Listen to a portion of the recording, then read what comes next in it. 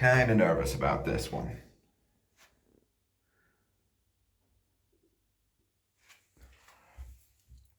See, that's weird because like I'm down from last week, but I'm up from the little interim one I did for day 150. I don't know if that cheat meal had anything to do with it. Don't know if it's a fluctuation, but not much to be concerned about. Yo, I'm with Captain Hunter today, and we are going to be having, what is it, chicken jambalaya? Yeah. It's pronounced jambalaya, right? Yeah, I believe so. All right. Yo, just to clarify, this is me and the captain. The captain and I like to run together. And this is me and Captain Hunter. And Captain Hunter and I like animals. All right, cool. Let's go. Okay, so you did warn me this was going to be pretty spicy, and I'm starting to believe that. This isn't even all of it. Technically, this isn't the proper way of doing it, but this is just the way, quick and easy way of doing it. I mean, you're coating and marinating the chicken in the spices, right? It's actually probably quicker than getting another utensil dirty. What, did you just swipe those gloves from the hospital or something? So it's going to be onion, bit of red pepper, celery, and this smoked sausage stuff going in it. So it's going to have You got the Harry Chimney. yeah, it's going to have a decent amount of fat in it. So, which in my case is what we want. He'd already pre-made some, and then I reminded him I can't have regular rice. So I brought him a packet of konjac rice that we're going to use in here. I've actually better get set on draining this for you, hadn't I? So this is the Harry Chimney occasion cooking. Celery, pepper, and garlic.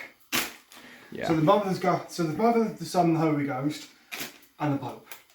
Yeah, obviously on keto, pepper's something you want to keep fairly low because red pepper's relatively sugary, so we're keeping the amount of that going in here low for my sake because I have to be awkward. We've got all this cut up and we've got the door open. I really, really wish I could ventilate my apartment as effectively as this. So, I think you misspoke before. You meant to say the Father, the Son, didn't you? Yeah, the Father, the Son, and the Holy Ghost, as well as the Pope. And I learned that from a cook called Isaac Toops, I believe it was. All right. Something like that. Well, I'll probably stick a link to him in the description or something. So, it's kind of an aside. So you mentioned that you gained a little bit of weight in hospital, right? Yeah, and the lowest weight I was 94.2 kilos, and I've gone back up to 104.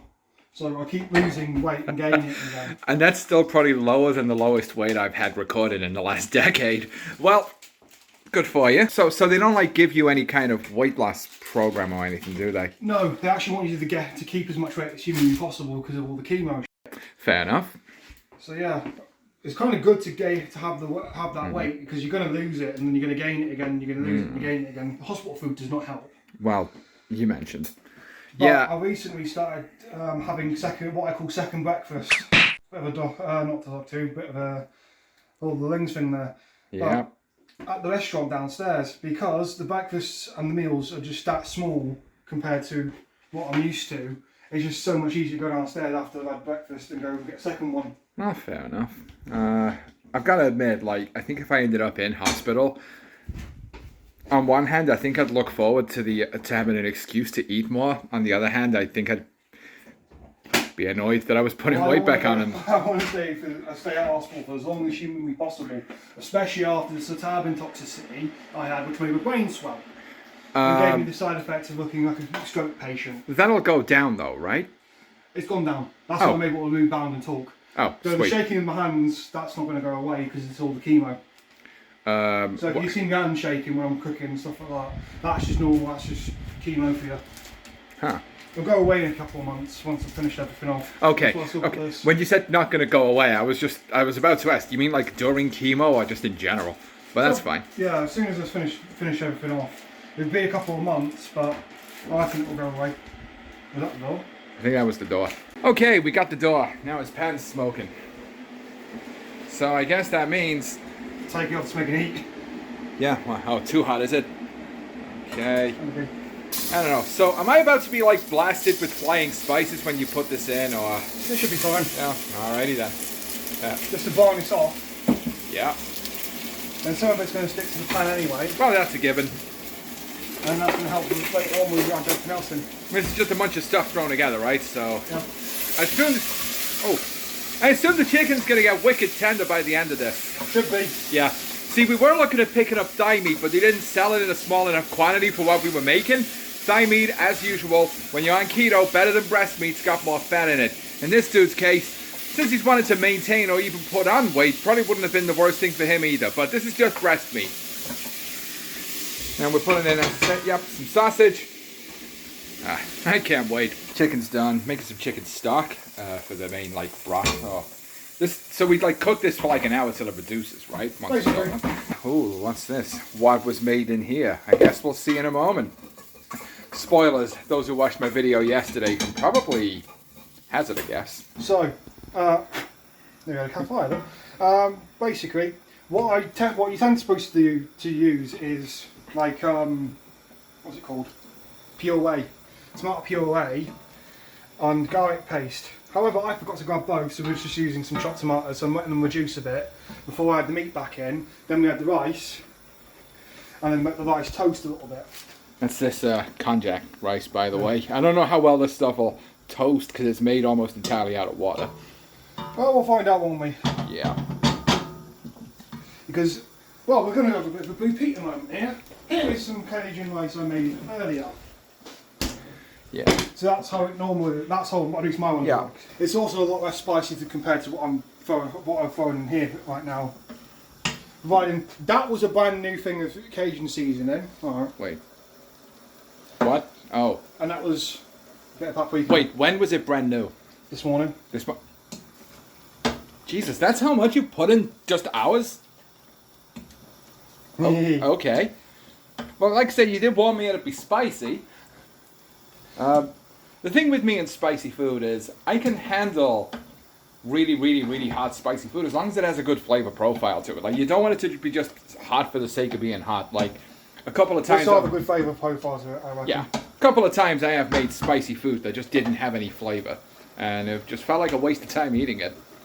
For those of you who remember the Vapid Scoville. What's he doing? Oh, the Vapid Scoville. It was one of my earliest botched stir fries on this channel. Huh. Yeah, technically you're supposed to make a roux, which is just flour and beer. This does look wicked tasty though. It usually is. So you see, some people make mixed jambalaya of chicken and fish and prawns. That's technically not how you're supposed to do it. You see, if you're going to... That's a paella, right? No, there's seafood jambalaya, and then there's this kind of jambalaya. Oh, okay. Basically, if you're making seafood jambalaya, you don't add any chicken or sausage. If you're making this kind of stuff, you don't add any seafood. It's basically the same thing, but with different meats. And I learned that whilst in hospital because you can tell basically how long I was in hospital because my YouTube things regular videos, food videos, regular videos. You can usually sort of tell the same with me and when I'm currently dieting. Alright, so yeah, just squeeze it in. There's a little bit of fluid in there. Don't worry too much about that. It's all gonna boil off when it reduces anyway. Oh, I may not have... Oh, God, have I not opened the top enough? Sorry. It's always been a mistake is when Unit HQ sent us into a toxic nightmare about gas masks. The Operation Blue Sky was a nightmare, but thank God I was in Germany at the time for that one. Being of intergalactic spiders. Fun little job that was. Okay, and then I believe we just get all this stirred up, give the rice a bit of time to cook in there. Yeah, this is going to look nothing like the one you've got in the other pan, but... This will be a bit brighter because of how much... Yeah. Things are in. To be fair, this already looks a lot more like paella rice, doesn't it? Yeah. So, it's... Never made paella. Yeah, you basically use a shorter, thicker rice grain for that stuff. You use a rice that is designed to cook in the sauce rather than cook in water. Speaking of water, when does the chicken stock get added? We'll add it in a minute. Alright. So I've never used this rice before, so I don't know how it's going to react. Alrighty then. Yeah, me neither. Like I say, I think there's a non-zero chance it's just going to turn into complete mush. But I don't think it's going to affect the flavour too much. Flavourful mush then. A flavourful slop. And here we go. Okay, and then I guess what? And then how long do we leave this for? An hour? Yeah. Alright. Because it's usually to cook the rice. Sure. And to make sure the chicken's all cooked. So yeah. I've just got to find a lid. And then we turn this down, right? Yeah. Alrighty then. Well, that just reduce. As I say, I'm a lot better than I was when I actually went into Blackpool itself. Because I had to be taken in a wheelchair. Yeah, I remember seeing you in one of those. That was pretty wild. Yeah, and the thing is, as you can see, my hair's a lot thinner than last time you've seen me. You'll get it back though, right? Eventually. Yeah, cool. No, there's a non-zero chance this is going to be my hair for the rest of my life now. Huh. It's like there's a non-zero chance I'm not sterile. Did you ever have a problem? Would you have had a problem with the ladder? Can't have kids anyway. I wouldn't. Alien parasite in my brain, remember? I don't think that was the reason. Technically, my body is we're not entirely sure where it is right now, so it could be anywhere. As far as I can tell, it's probably still in my brain. It's either in my brain or it's in somewhere. Or it goes to my heart. It's going to be fun to find out. Dr. Camilla likes playing a game on the CT monitor, trying to figure out where it is. Like pin the tail on the donkey. And to think, mech piloting supposedly might have sterilized.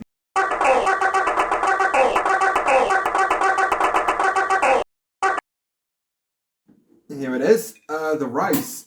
Because it's mostly just konjac flour and water and a bit of science. I was kind of afraid the rice was gonna like break apart being in the sauce so long, but it's held together. See how it tastes.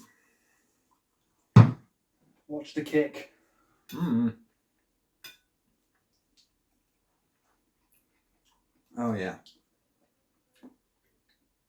It's lining up the back of my sinuses something fierce, but that is freaking delicious, dude. Nice one.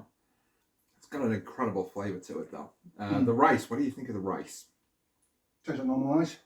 Cool. Hasn't absorbed as much flavour as regular rice does, like. No. I didn't. Unfortunately, konjac doesn't Right. quite do that, but it's done a better job of it than normal because it was in there for so long.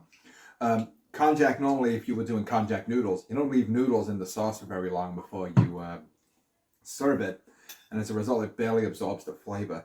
The rice here, it spends so much time in the sauce that it's just kind of, it's absorbed a little bit, but konjac doesn't absorb flavor very well. Well, since this is now technically a mukbang channel, we're going to finish this, and we'll be right back with what I made for dessert.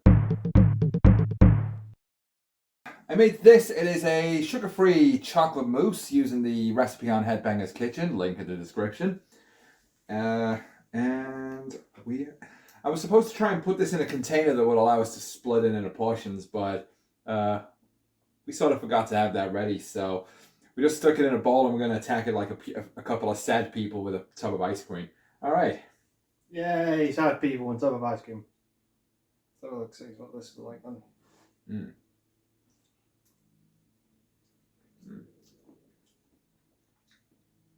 Oh yeah, that works.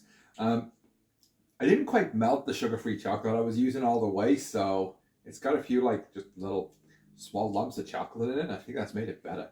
Oh, sugar free, that's good. Really, I thought I was going to get diabetes. Yeah, no. Although it does, well, it'll make you poop. Let's put it that way. So if you've been having trouble clearing your system out, this will do it. Well, to say I've never really tried to work with gelatin before and make something like this, I'm pretty happy with how it's turned out. It tastes like perfectly normal chocolate. Stuff that tastes like normal chocolate is sort of hard to come by when you're on keto, and this absolutely nails it. So, we're going to share this between us, and he's just going to keep getting better. We're just going to have a few drinks, and we'll see you soon.